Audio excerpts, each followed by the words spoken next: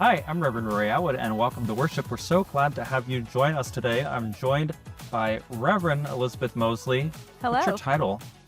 My title is Senior Associate Minister of Discipleship and Culture. Ooh, culture. Yes. What kind of culture do we have here? I'm like Karamo on Queer Eye. Wow, you're very fancy. Yeah. No, I focus a lot on staff culture. So Yes. making sure that our staff works well together, that we build trust, and that as we collaborate, we then provide really excellent ministry for everybody in our congregation and beyond. That the vibes are right, Yeah. as a younger millennial might say. There you go. Yeah. Vibes. I'm in charge of vibes. We're doing well. Senior Associate Minister of Vibes. Yeah. So last week was the Lessons and Carols. What was your yes. takeaway from Lessons and Carols service? More music and singing all the time. I just love I know, it. right? It's so great. They were so good. And like Christmas carols are just the best. Yeah. So beautiful, so meaningful. And what I love about our Christmas carols is this. They pack so much of our theology into like Okay. a beautiful, lovely, simple package. What theology were we putting into a beautiful package? So the Charles Wesley hymn, which Uh-huh. is Hark the Herald Angels Sing, Okay. it talks about like the Godhead, and it talks about the Trinity, and it talks about Jesus like existing eternally. And so there's just so much of our theology that we actually learn through our Christmas carols because it wrestles with like incarnation and what that actually means for Yeah. us. So I love it from like a nerdy perspective and from just like a warm, fuzzy, nostalgic perspective as well.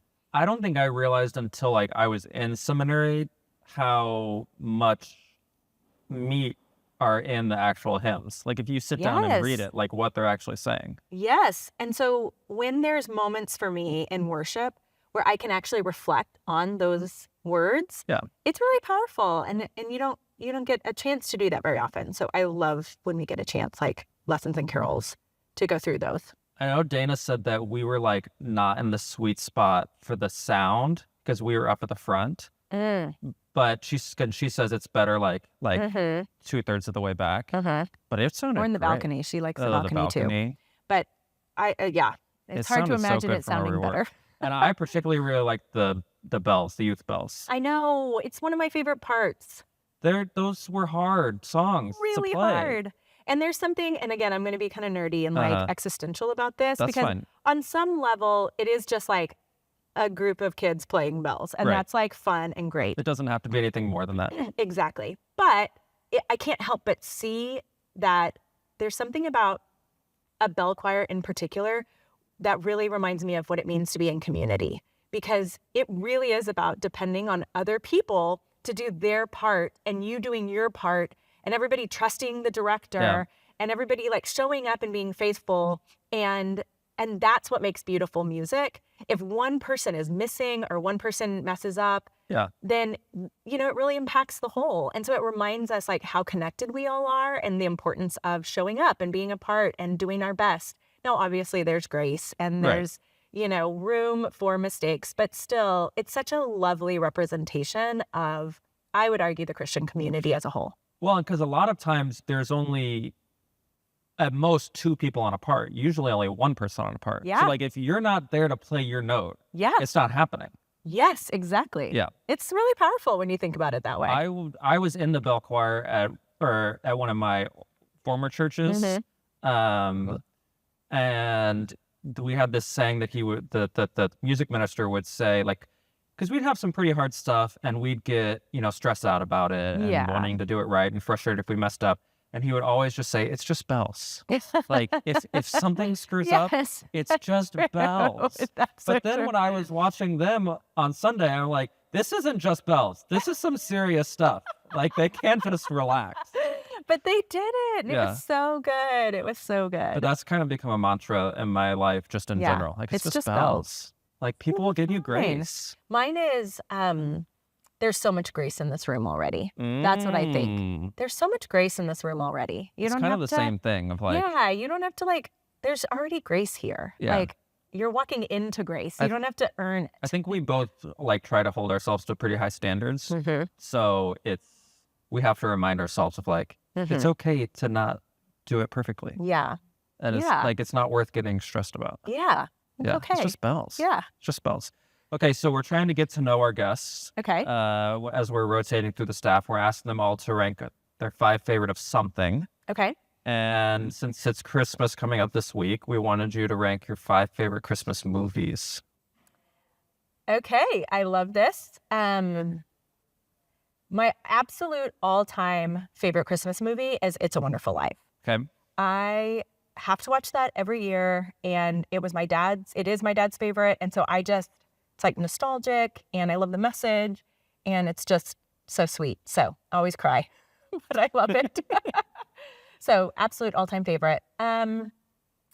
I also really love Meet Me in St. Louis, St. Louis. I haven't seen that one.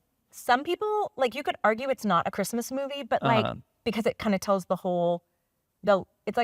follows a family throughout like a year in their life. Mm-hmm. But it's where Judy Garland sings the iconic Christmas song. Now I'm totally blanking on what it's called. But it's like, everyone knows it's the iconic Christmas song that Judy Garland sings. Yeah, Have Yourself a Merry Little Christmas. That's where she sings that song. And so I consider it a Christmas movie, and it's something that we watch in my family as well every single year. I love Elf. I think Elf is great. I think funny. Elf is becoming a lot of people's like classic, like we're going to watch every year. It's so funny. And it is, so we watched it the other night with my family, and we realized, I was like, oh, this is aging. Like already there are a few things in it where you're like, oh yeah, this is not how it would happen like today. Isn't it weird to think about like your kids, like Elf came out before they were born, right? Or when they were really young? No, before they were born. Yeah. Isn't it like, how old is it? Like 15 or 20 years old? And like old. For your kids, Elf is going to to be like, It's a Wonderful Life. I know. So crazy. You're like, this old movie, it's so dated. Speaking of old movies, I also really love Scrooge, the 1970s musical starring Albert Finney. Fantastic. Okay, the songs are amazing. Albert Finney is amazing. He was actually a young man, and he's like so handsome, but then he like the makeup and everything that he does, and like the way he talks and like is hunched as he is an old man, like it's incredible. He's incredible. I have to watch that one. Yeah, you should definitely watch it. It's like old British musical. I love it, and we watch it all the time. And then, okay, this is a toss-up for my 5th favorite one. I love White Christmas. That's where I was hoping you were going. So that's my family's, like, every year we watch White Christmas. My younger brother used to call it the Boy Kiss Girl movie because it was like the only thing we would watch as kids that like had any intimacy in it. So he called romance it the, at the end there. So it's the Boy Kiss Girl movie. Are we gonna watch that? Cute. And I think Danny Kaye is hilarious in it. So it's like everything is perfect. And like the lines, movie. like even that like weird modern dance scene, I like love. Yes, I think it's amazing. It does get a little bogged down at some points. I retract my statement that everything's perfect in that movie. No, there I are think weird it's funny. things that you're just like, so why weird. are we doing this now? I know, the modern dance sequence. But here's what I'll say too. Like from a kids movie perspective, I actually love the movie A Snowy Day, which is based on the book by Ezra Keats. So, you know the book A Snowy Day? Okay, it's a award-winning book. Okay. And it's cute. It's like a little like children's book. Mm-hmm. But then they made a movie out of it, and they have this great carol in it that Boys to Men sings, and it is so good and it's so sweet. And they have like, it's about this like these neighbors, and there's like drama, but I will say the ending message is the more the merrier, and I just think nothing could be better than that. And that's like one of my mantras is the more the merrier, and I love that movie. So if you need like a sweet, short, like diverse, interesting, kid appropriate movie, like A Snowy Day is great. How do you come down on like, is Die Hard a Christmas movie? I don't care. I don't watch it. It's not my favorite. So if you want it to be a Christmas movie, great. If you don't want it to be a Christmas movie, great. You're very much laissez-faire in your dichotomies of things. Yeah, I actually consider myself very staunch about not caring. So you're... I'm passionately in the middle. You're adamantly ambiguous. Lukewarm. Yes. That's right. Which is how I think Methodists are in general. Think about that. Oh, okay. We're staunchly in the middle. We're not tying your opinion on Die Hard as a Christmas movie to Methodism. Oh, but I can do it. You can do anything. So speaking of your capabilities and wonderful aspects as a human being, what does the discipleship department that you lead have coming up? We have a lot going on. I mean, so many ways to bring people into community and to connection and to help them grow in their relationship with God. That's really kind of what we're trying to do in the discipleship department. So we have this incredible opportunity with the launch of Modern Worship on January 12th to bring in new people to our church and then to help them find community. So we're doing things like, of course, like First Steps is on the calendar. And then we have another First Belong for people to engage with a Sunday school class on Sunday morning, adult Sunday school classes. Is this our second First Belong or third This First? will be our second. Second First Belong. So tell people what First Belong is. So it's an opportunity for any adult to come on a Sunday morning and in this space actually and meet representatives from all the different Sunday school classes and community groups so that they can explore and figure out what class might be a good fit for them as they move into the new year in terms of doing life and faith together. So I'm excited for that. That this church is pretty good at in terms of other churches that I've been at is having small groups, like especially on Sunday morning, Sunday school groups, where you can find in a bigger church, like a small group of people to connect to. Exactly. And so that's one. It's where learning, where community, prayer and support, it's like all of that lumped together. So it's one thing to come into worship, and that's really an important part of our Christian life. And though we're called to be known and to know others and to be prayed for and to pray for others and to support and be supported. So this is Sunday school classes or other kind of community groups are ways that we can do that. What else do we have besides First Belong? We have some fun like things that we've done before but are kind of bringing back. Like we have a men's retreat coming up. And then we have things that we're trying kind of anew again. So we have like a parenting seminar that we want to offer to equip and support parents. We have some great classes. We have a class on queer theology. We have a men's book study coming up. We have another premarital class that we're going to offer. So there's a lot of different opportunities to connect and grow. That's exciting. Find places to meet people, and it'll be fun. I would recommend the premarital class. I took it. You did take it. I learned. I feel like I learned. Good. It was really fun. Somebody was asking me how the class was, and I was like, in 10 years, we'll find out. That's right. The proof will be in the pudding. Exactly. But we made friends in the premarital class. I know. Like there's a ways to connect and have, you can get lost in the big space, but to have the small things to go to. Yeah. So find something that's interesting to you. We offer so many different programs, so many different speakers.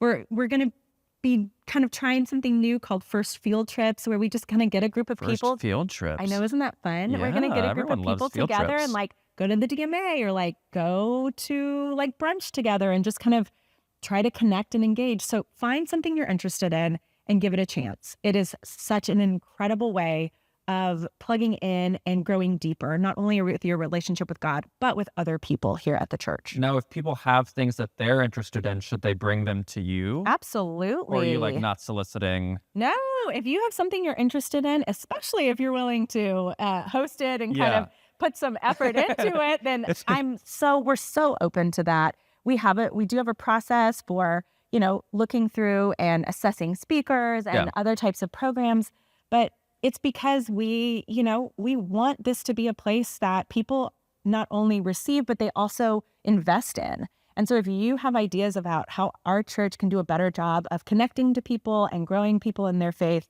bring it on. I'm excited. Excellent. I love that. Today is the last Sunday in Advent. It is. And Mitchell, if everything goes according to plan, he's always willing to change things up at the last moment. But just very briefly, he's going to talk on Mary and Elizabeth meeting together before Jesus is born. What's your favorite or your one favorite thing about that story?